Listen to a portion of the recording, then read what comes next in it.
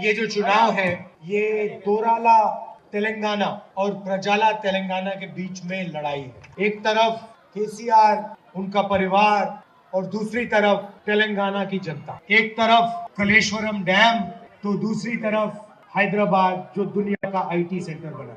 हैदराबाद जो पूरी दुनिया में मशहूर हुआ और जो तेलंगाना का अब सबसे बड़ा एसेट है।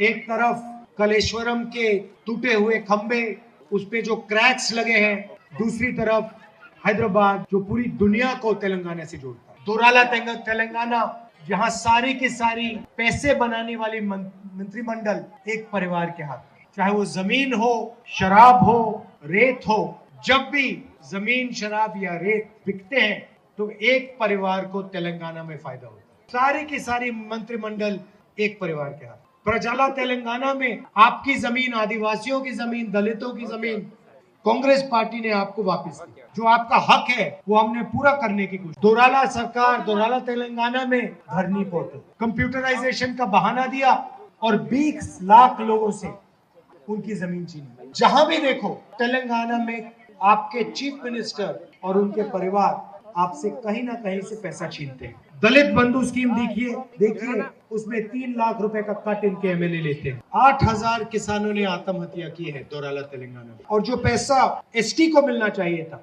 एसटी सब प्लान में से वो पैसा छीन कर उन्होंने डाइवर्ट कर दिया। 5,500 करोड़ रुपए एसटी सब प्लान से और 15,500 रुपए एससी सब प्लान से। तो ये है तेलंगाना केसीआर का।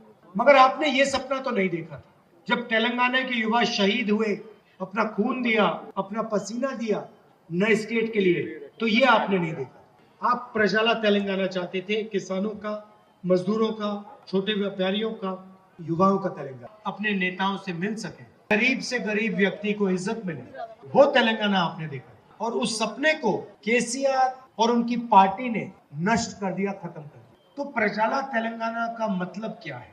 प्रजाला तेलंगाना का मतलब वो लोग जो शहीद हुए उनका आदर करना, वो तेलंगाना की जनता के लिए शहीद हुए। तो प्रजाला तेलंगाना का मतलब तेलंगाना की जनता की सरकार। अभी आपके हाथ में गारंटी कार्ड है। एक महिला जरा यहाँ लाइए कार्ड। हाँ आ जाओ, दोनों आ जाओ, बच्चे भी आ जाओ। हिंदी बोलती हो? अच्छा, गारंटी के बारे में बताओ मुझे। गारंटी के कार्ड से अपन जो करते हैं वो करते हैं, घर को महिला देते हैं। तो महालक्ष्मी स्कीम में क्या मिलेगा? 2,500 मिलेगा। और गैस सिलेंडर 500 रुपए। गैस सिलेंडर 500 का। और बस में सारी महिलाएं फ्री के लिए जाएंगी। बस हमको फ्री।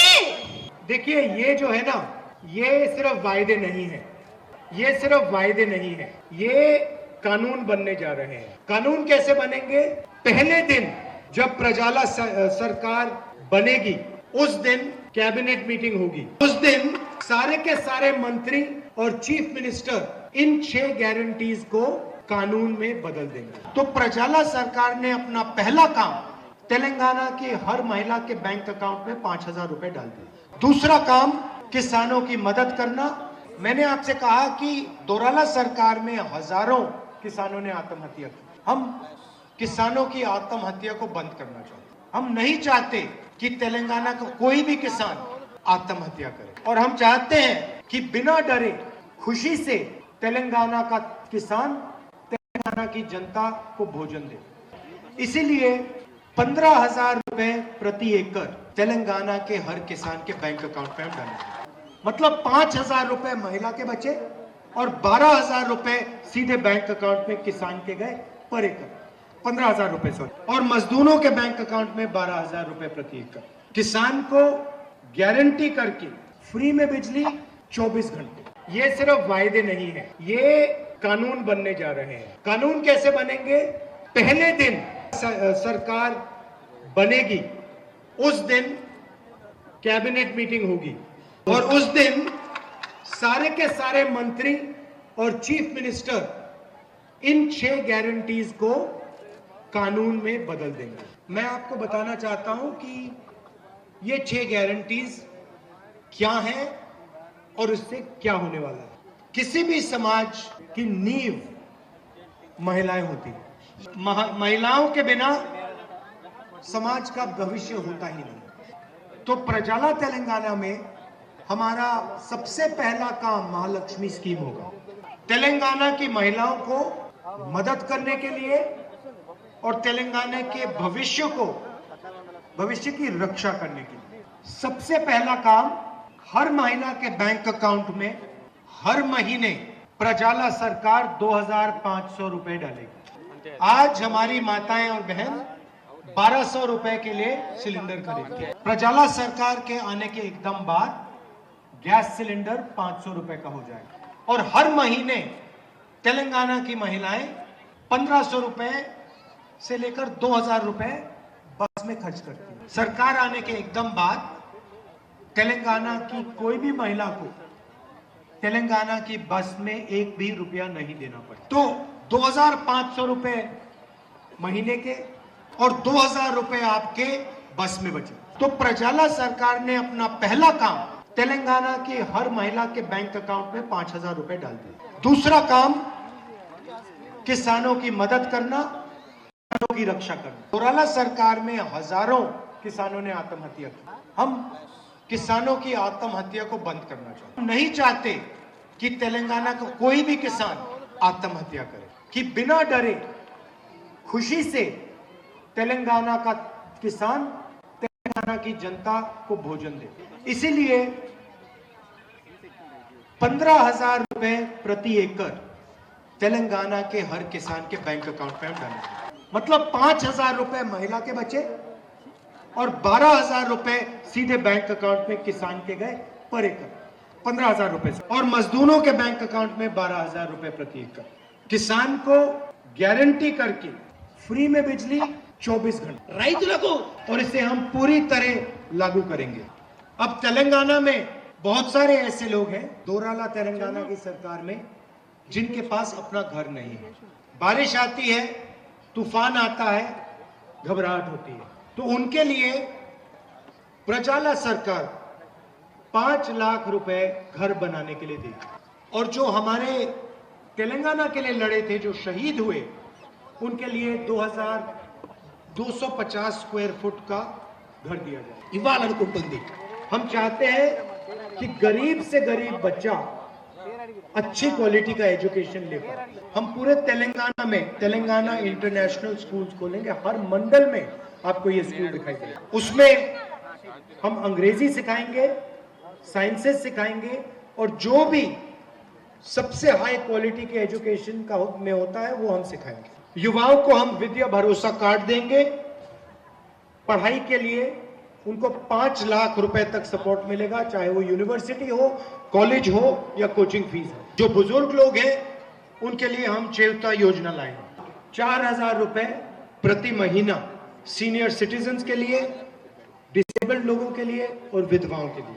और राजीव आरोग्यश्री 10 लाख रुपए का हेल्थ इंश्योरेंस। वायदे नहीं है, ये गारंटी है। एसटी को मिलना चाहिए था, एसटी सब प्लान में से वो पैसा छीनकर उन्होंने डाइवर्ट कर 5,500 करोड़ रुपए एसटी सब प्लान से। तो ये है तेलंगाना केसीआर का। मगर आपने ये सपना तो नहीं देखा था। जब तेलंगाना के युवा शहीद हुए, अपना खून दिया, अपना पसीना दिया नए स्टेट के लिए, तो ये आपने नहीं देखा। आप प्रजाला तेलंगाना चाहते थे, किसानों का, मजदूरों का, छोटे व्यापारियों का, युवाओं का तेलंगाना जहां आप अपने नेताओं से मिल सके, जहां गरीब से गरीब व्यक्ति को इज्जत मिले, वो तेलंगाना आपने देखा। केसीआर और उनकी पार्टी ने नष्ट कर दिया, खत्म कर दिया। तो प्रजाला तेलंगाना का मतलब क्या है?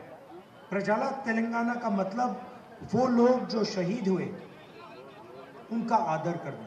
बीजेपी, बीआरएस और एमआईएम एक है। మీ అందరికీ ఒకటే విషయం మళ్ళొకసారి చెప్పాలనుకుంటున్నా, బీజేపీ, బీఆర్ఎస్, ఎంఐఎం ఈ మూడు కూడా ఒక్కటే। मोदी जी के हैं 2 यार, ओवैसी और केसीआर। केसीआर नरेंद्र मोदी को दिल्ली में मदद करता है। मैंने अपनी आंखों से लोकसभा में देखा, जीएसटी, नोटबंदी, किसान बिल, जब भी नरेंद्र मोदी ने केसीआर को इशारा किया, बीआरएस के सारे एमपी खड़े को करके समर्थन दिया। केसीआर चाहते हैं कि नरेंद्र मोदी दिल्ली में प्रधानमंत्री रहे और नरेंद्र मोदी चाहते हैं कि केसीआर तेलंगाना का चीफ मिनिस्टर। मैं नरेंद्र मोदी से लड़ता हूं, पूरा देश जानता है, मैं उससे कोई कॉम्प्रोमाइज नहीं करता हूं, और वो जानता है और मैं भी जानता हूं ఈ విషయం कि हमारे बीच में लड़ाई कभी खत्म नहीं होगी, क्योंकि वो विचारधारा की लड़ाई है। जब तक नरेंद्र मोदी की सोच नहीं बदलेगी तब तक राहुल गांधी उनसे लड़ेगा। अब देखिए, मेरे ऊपर 24 केस लगा रखे हैं। हर भाषण में नरेंद्र मोदी मुझे गाली देता है, मेरी लोकसभा की मेंबरशिप रद्द कर दी, मेरा सरकारी घर छीन लिया, कोई फर्क नहीं पड़ता। मेरा घर छीन लिया, मैंने उनसे कहा ले लो, मुझे नहीं चाहिए तुम्हारा घर, उठा के ले जाओ। खुशी से मैंने चाबी दे दी वापस, नहीं चाहिए तुम्हारा घर। अब मैं आपसे सवाल पूछना चाहता हूँ, मेरा घर छीन लिया, मेरी लोकसभा की मेंबरशिप रद्द कर दी, मेरे ऊपर 24 केस लगाए, क्या नरेंद्र मोदी ने केसीआर का घर लिया? क्या केसीआर पे केस लगाए? क्या केसीआर की चीफ मिनिस्टरशिप छीनी? बिल्कुल नहीं, क्योंकि नरेंद्र मोदी और केसीआर एक है। मैंने तो कहा, साफ कहा, मुझे घर की जरूरत ही नहीं। मेरे तो करोड़ों घर हैं हिंदुस्तान में, हर गरीब व्यक्ति के दिल में मेरा घर है, आपके घर की क्या जरूरत है? अब हमारा लक्ष्य है कि यहाँ तेलंगाना में केसीआर को हराना और दिल्ली में बीजेपी की गैस निकालना। ये दोनों एक दूसरे की मदद करते रहे। और उनका तीसरा दोस्त MIM, हम असम में बीजेपी से चुनाव लड़ते हैं, वो बीजेपी से पैसा लेकर कैंडिडेट खड़े कर देते हैं। उनकी कैंडिडेट की लिस्ट देखो तो सारे के सारे कैंडिडेट कांग्रेस की वोट काटने के कैंडिडेट। असम हो, महाराष्ट्र हो, गुजरात हो, राजस्थान हो, जहां भी कांग्रेस पार्टी बीजेपी से लड़ती है वहां पे MIM के लोग आ जाते हैं, कैंडिडेट लगा देते हैं।